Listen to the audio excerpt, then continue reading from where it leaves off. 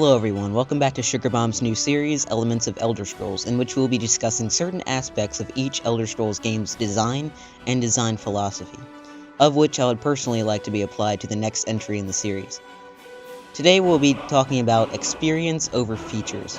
For this episode, I'll be using Skyrim as the basis for this explanation, so let's get started.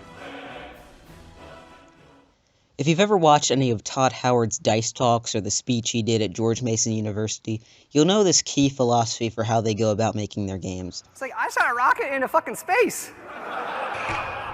He often states, don't define your game by a list of features. Define it by the experience you want your players to have.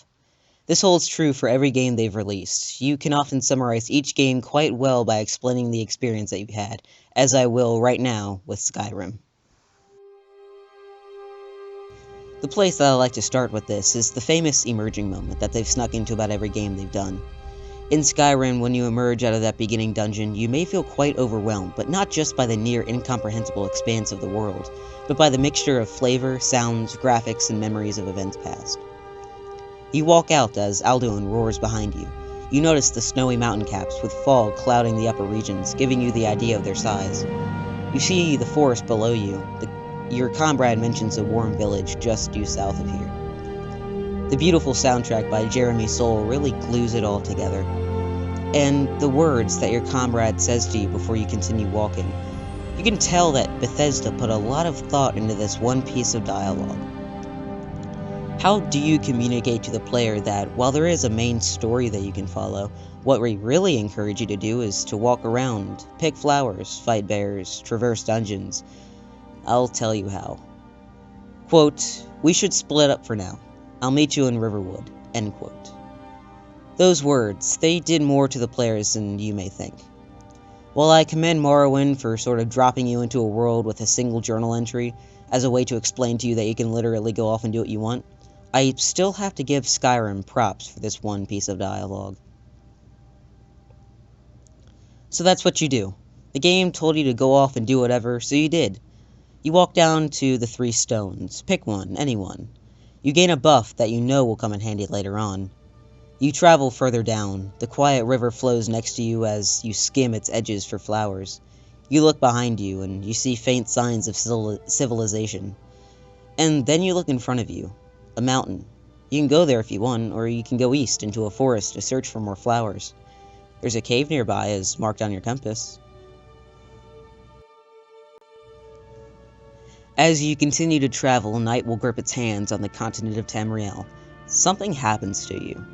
For those few minutes that you've been playing this thing, you've taken in so much. You've taken in the sense of a tundra, a cold landscape with snow-filled mountain caps and people wearing as much fur as they could gather.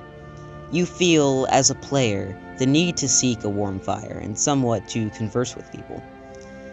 A long day of exploring and fighting can wear you down as a person. You take a long walk to the city of Whiterun. A guard approaches you with a lit torch, warning you to keep out of trouble. As you enter the gate, you feel warmth, even though you've been sitting at the same computer desk the entire time. There's an inn just ahead. You enter and you hear the bard jamming away with his flute. You begin to barter for some mead, and then you, as a character, sit close to the fire and drink it. You talk with some people, and then you pass away your 10 gold for a room. You sleep the dark, cold night away, and then dawns a new day of adventuring, questing, and treasure hunting. Perhaps tomorrow I'll finally get on that main quest. What I just explained there was the experience with the game that most people had for their first 2 hours or so. The tone, mood, music, the accents of the people you hear, the axes that you see the citizens wielding. The clothing you see people wear, the huge mountains that you can see miles and miles away, all add up to Skyrim's experience. The feelings that the game conveys to you as you go through its normal loop of gameplay. And then you have the features. Can you tell us some about how combat's going to work in this game and some of the changes you guys have made from previous games? So what we're doing now with combat... Yes, I saw in the demo you had like a sword in one hand and a fireball in the next, and you can like dragon shout abilities. Can you tell us more about how those work and how we'll go about acquiring them and how they tie into your character's role? Now on the topic of dragons, from what we saw in the demonstration, it looked like there were these roving boss fights that would occur randomly, sort of like the big daddies in the BioShock.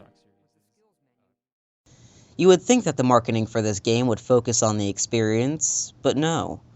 All the media asked about was stuff like, can you ride dragons? How does dual wielding work? How many spells are there? How does the skill system work? You get the idea. When Skyrim was announced and talked about, I was excited and hyped like everyone else was, but for what originally seemed like different reasons. Of course, I didn't have Sugarbombed at the time, but still, I felt disappointed that it looked like the game's features would overshadow the experience. I ended up being wrong. I remember when the original QuakeCon footage of Skyrim surfaced. Todd eased my worries. When he picked up that controller to give a demo, he walked slow. He observed the rivers. He picked the flowers. He mentioned the grand scale of the mountains. Sure, he showed off the dual-wielding mechanic and the third-person camera for the media, but as the demo continued, I felt what I now feel today. The end of the demo is what I remember most. The last dragon he fought. He slashed it a couple times with a dwarven mace as the soundtrack of Nordic chants continued in the background. He shouted Stormcall, and when the rain started and lightning was casted upon the beast, the crowd cheered. A huge battle axe is unsheathed as he jumps onto the dragon and slashes its brains out. It's those things that I was looking forward to. I didn't want to play Skyrim because I could dual wield. I wanted to play Skyrim because I wanted to be a freaking Nord. I wanted to wield that heavy battle axe with my huge beard and drink a bunch of mead and scale mountains and slay dragons. That is what Skyrim was best at, in my opinion, and I hope that for whatever Bethesda does next with the series, they keep with this mindset.